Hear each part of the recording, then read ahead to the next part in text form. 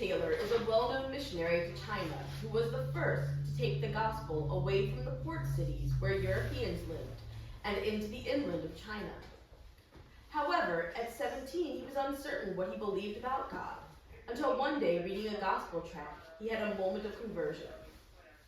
From there, he later felt a call to go to China to reach the people there. After spending some time working in the port cities, he returned to England. It was there he felt the call to inland China. He writes of his call to inland China, saying, "On Sunday, June 25th, 1865, unable to bear the sight of a congregation of 1,000 or more Christian people rejoicing in their own security, while millions were perishing from lack of knowledge, I wandered out on the sands alone, in great spiritual agony. And there the Lord conquered my unbelief, and I surrendered myself to God for this service. I told him that all responsibility as to issues and consequences must rest with him, that as his servant it was mine to obey and to follow him, his to direct, to care for, and to guide me, and those who might labor with me. Need I say that peace at once flowed into my burdened heart? There and then I asked him for 24 fellow workers, 2 for each of the 11 inland provinces of China, which were without a missionary, and 2 for Mongolia. And writing the petition on the margin of the Bible I had with me, I returned home with a heart enjoying rest such as it had been a stranger to for months, and with an assurance that the Lord would bless his own work, and that I should share in the blessing." And so, in 1866, he sailed for China with his wife and 16 missionaries to begin the China Inland Mission. The 16 missionaries were not quite as many as he'd hoped for, but it was a beginning. From there, the China Inland Mission grew by leaps and bounds. By the time Hudson Taylor died in 1905, there were over 800 missionaries working for the China Inland Mission. The China Inland Mission still exists today, but after communists chased them out of China, they became the Overseas Missionary Fellowship, which serves various Asian countries. So, why do I tell you about Hudson Taylor? Well, today's gospel story from the book of John tells us about the calling of Jesus' first disciple. Many of us know the stories of this event from Matthew and Mark, where he calls the disciples in the boat. John's story is slightly different. In the book of John, Andrew and another disciple, some commentaries think it may be John, the brother of James, are followers of John the Baptist. And when John the Baptist points out Jesus, saying, "Look, here is the Lamb of God," they leave John to follow after Jesus. After they meet Jesus and learn what he's doing, Andrew is described as going to his brother Simon and telling him that they have found the Messiah, and Simon becomes Peter. One of the important things to note here is what Andrew did. He is one of the less prominent disciples in the Gospels. We don't know much about him. However, when we do see him, he is bringing others to Christ. First, he tells Simon, who becomes the rock on which Christ builds his church. Later in the Gospels, Andrew tells Jesus about the boy with the loaves and fishes, and draws Jesus' attention to the Greeks at the temple who want to meet him. Andrew may not be the main disciple, but whenever his name comes up, he's doing the background work to bring others to Christ. It is also made evident that that was his role among the disciples, since the Greeks go to Philip, who in turn goes to Andrew to make this information known to Christ.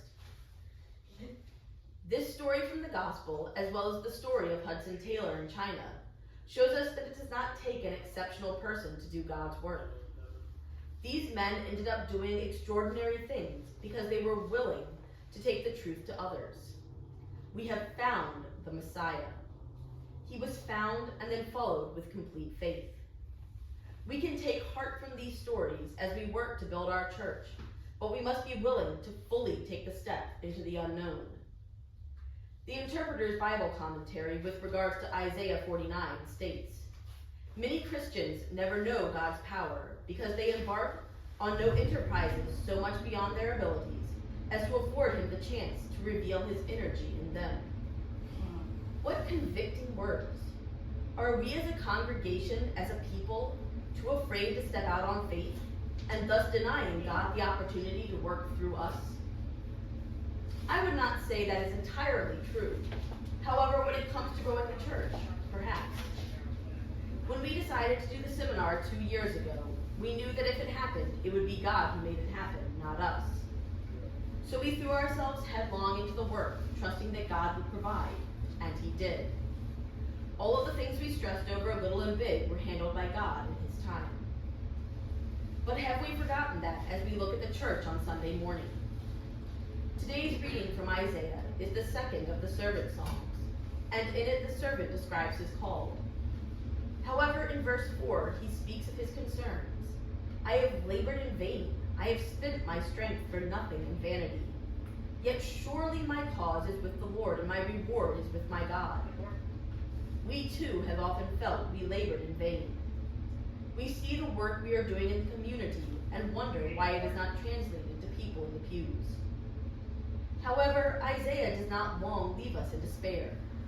The Lord replies, It is too light a thing that you should be my servant, to raise up the tribes of Jacob and restore the survivors of Israel. I will give you as a light to the nations, that my salvation may reach the end of the earth. He is told to stop focusing on the little things, but instead look at the big picture. We too can learn from this. We are worried about attendance numbers, but perhaps would better put our worry to sharing God's light with the world. Hopefully, over the next few months, as we work with the Ministry Incubator Group, we will find ways to do this. And hopefully, in taking that leap forward, we will be drawn into tasks that will allow God to work through us, because we realize that it is only through Him that we can have success. Hudson Taylor knew he wanted to take the gospel to inland China, and the first thing he prayed for was 24 people to go with him to do the job. Over time, God provided not just those 24, but thousands, and the mission he began continues today. Andrew followed John the Baptist in the hopes of finding the Christ, and because of him, Peter came to Christ and became the rock on which the church was built. Putting faith in who Christ is and what He can do has changed the world time and again. We also have that opportunity if we are just willing to step out of our comfort zones into the world in which God's miracles can be seen and preached. Perhaps it is time for us to pray for the few workers we need to help us, so that we can see our work grow to thousands in the lives of our children and grandchildren. However, God can only work through us if we accept that the work we are doing is outside our capabilities alone. We must take the first step onto a path that looks scary and difficult, and trust that God will be walking with us. Because deep down we know that if we are doing the will of God, He will make it happen. But sometimes we get too wrapped up in our current abilities that we forget that He is capable of so much more. And so as we go into 2026, let us hope that our church will have a myriad of opportunities to show Southern Maryland and the world God's amazing acts of love, and that we can enter a new season in our church where we are working with God as our leader rather than our cheerleader. And we can trust that He will make this church what He needs in Southern Maryland rather than what we expect it to be.